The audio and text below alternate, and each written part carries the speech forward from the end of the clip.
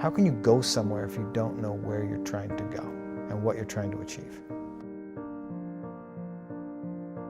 I always like to say that the secret to success is doing a lot of little things consistently over a long period of time. Like, people see the headline, the 50, Yeah. but they don't realize there was a decade that went into that.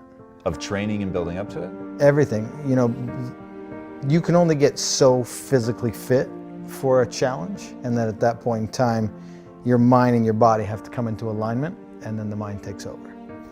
And, you know, one of the biggest questions I get is, how do I come or become mentally tough?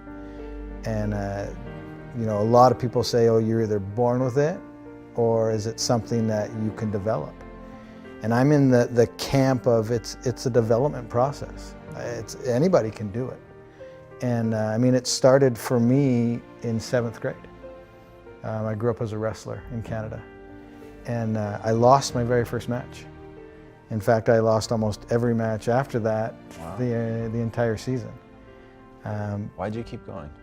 Yeah, I just, you know, I'm the type of person that I don't love to be defined by those moments. It was like the 5K that I huff, or the 4-mile fun run. I don't like the word fun and run together.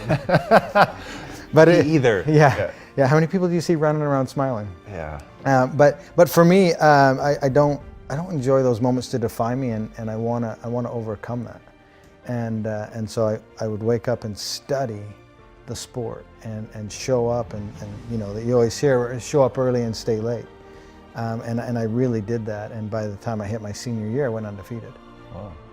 And it's not because I had any talent, it's because I was willing to show up. And so for me, that's where it starts. Everybody always says I have bad knees. And I say you have bad knees because you don't run. And because that guy right there in that stadium that couldn't get up and walk after his marathon shouldn't have gone on and did what I did. Which means also that I'm not talented or gifted. It was a process that I went through and figured it out. I was obsessed with that not being my defining moment, right? A marathon was the pinnacle of running at the time, and I only gave myself 5 months to get ready for it. And I coach full time now with athletes, and one of the biggest things I try to get people to do is back down off the inspiration and let's build a foundation. Because having a giant goal is phenomenal, and you should. But as long as the time frame associated with it has the proper balance. Because when I did the first world record, had I had the idea to do 50 consecutive, it still would have been a great goal, but not in that year. I had to go through the process and take my knocks and learn and evolve and grow to get to that point where I could even, you know, toe the line for 50. How much of the learning and growing was your body growing and getting stronger and more capable, and how much was knowing how to deal with what you were going to go through mentally? Yeah, both play a very pivotal role, because the amount of volume that I was doing, it's the smaller stabilizers, ligaments, tendons that don't develop as fast as muscles do. And that's why a lot of people get hurt, because they go too quick with the development of these things. And the muscles will always grow faster than the smaller stabilizer things. And people aren't paying attention to those details. And they just get so excited with the enormity of the journey that they're not paying attention to those small things. And if you overlook those, you're gonna get injured and you're gonna be sidelined. Mental's obviously huge. And that is the sword that you have to continually sharpen. So again, the goal would have been great in 2010. I wasn't nearly mentally tough enough. I had to go through that process to where I could wake up and do it. It's like a muscle. It's like a cardiovascular system. It's something that you can develop, but it takes time. Confidence builds confidence, and success builds success. And having not taken the right steps, I would have ultimately failed come time for the 50. One reason was not enough for me to get back on my bike and do 20 more Ironmans.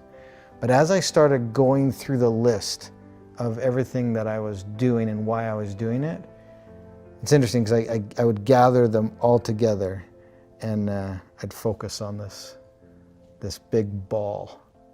and I would bring it in close to me. And as soon as I focused on that, I started to experience a rebirth. Because now I was focusing on the very, very next moment that I had control over. And everything that I was trying to accomplish and why I was there. And I call this process, now looking back on it, both a rebirth and putting on my uniform, which was the alter ego. And my uniform was those yellow sunglasses you've seen me wear in some of my pictures. And when I put those glasses on, that's when the Iron Cowboy comes out. And that dude is a bad, bad man.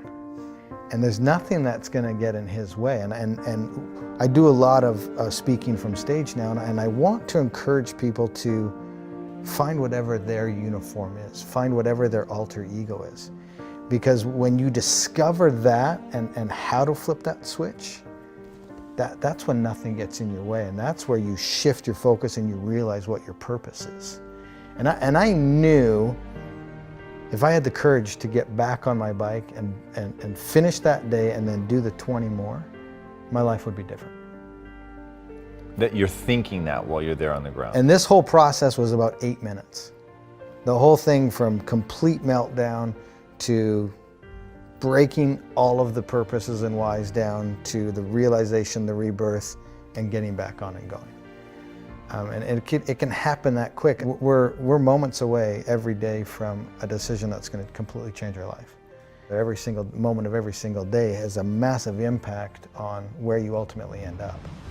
And so that was a huge turning point, but it was all the decisions before and after that led to that moment. If the journey you're on is big enough, and it's going to have enough impact and change your life and other people's lives, one reason's not going to be big enough. And you need to put a lot of thought and a lot of preparation and a lot of meditation into all of the reasons why. Because at some point in time, you're going to need to gather all those little bad boys up and intently focus on it to have enough courage to get back up and do 20 more Ironmans after everything that we went through. We're surrounded today by people being satisfied with mediocre. And for me, as soon as I realized that I could believe in myself and I had a supporting crew beside me and around me, that it opened up a lot of the doors. And the moment I used someone else's standard of excellence, that was just enough to get me moving. And then you need to put that person aside or look past that person and create or do you. Create your own lane. And so for me, once I stopped looking at what everybody else was doing and then truly believed in what I could do, that, combining it with all those character traits that I talked about before, that's when human potential is truly can be found and experienced. How did you develop the belief in yourself? I think just over a long period of time. Again, it's that whole mental aspect of sharpening that tool and putting yourself in situations where you can learn and grow. Success builds success and confidence builds confidence. And just over time, as I started to do things, I was becoming successful at them. And I was doing a lot of little things consistently over a long period of time. And that's what allowed me to build the confidence to take on the next. And so it was learned. It was learned by doing and taking massive amounts of action. You have to immediately act and go after it. The only thing I'm trying to do is to get people to open their minds as to what is possible. We're living in a day and age where we're limiting what we think is possible. We're getting in our own way. And my thing that I want to get people to do, and you've probably heard somebody say it before, but motion creates emotion. The hardest thing to do is start moving, engaging. Once you start to move and engage, you realize two things. One, it's not as scary as you thought it was. And two, you actually start enjoying what you're doing. It was the only thing that was scaring you was the first action. Dude, I'm just like every ordinary dude that's out there. I just have learned to put myself in the game.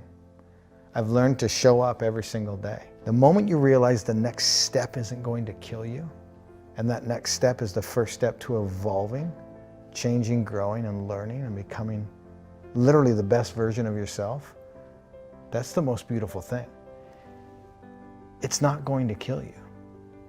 And putting yourself in the game, you're giving yourself an opportunity to achieve something that everybody else said was impossible. What do you say, or as a speaker, what do you say to somebody who they don't know what they want? I've got a friend right now who's massively struggling, and it's the exact question I asked him. I said, what do you want? What's your passion? What are you trying to accomplish? He could not answer the question. And so my next question was, this is what you have to do first. You have to find out what you want and where you want to go.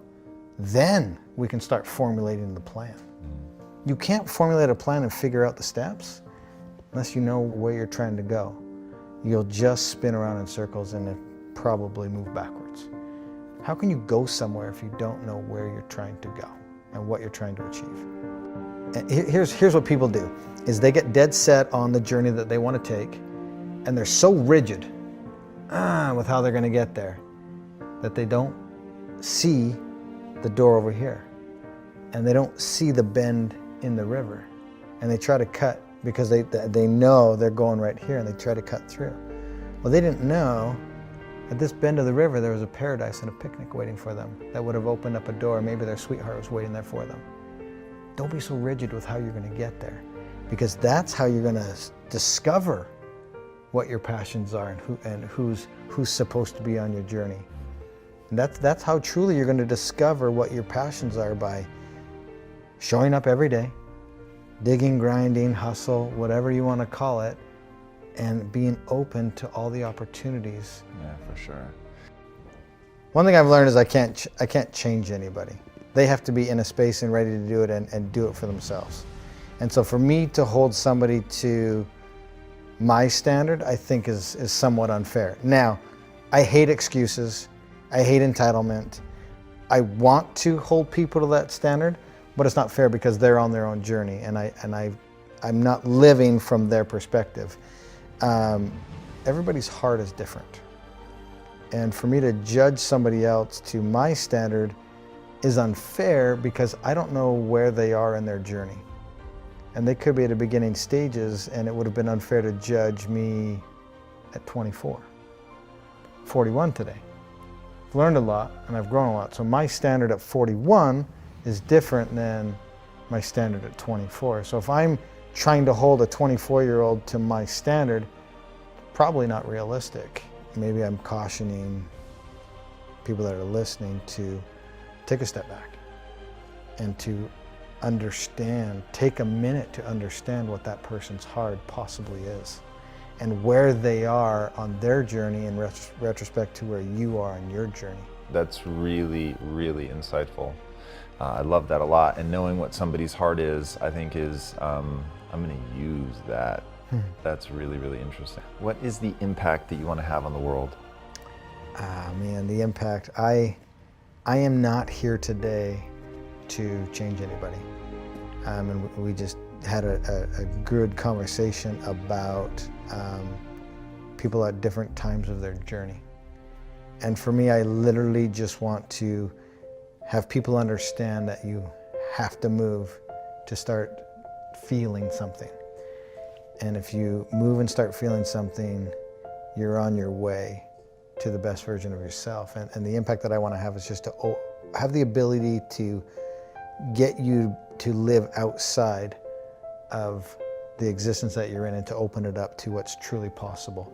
And if I can just get people to understand that you're in your own way and to open up Pandora's box, per se, then you'll truly find what your limits are. And I hope that you don't find your limits, that you exceed your limits.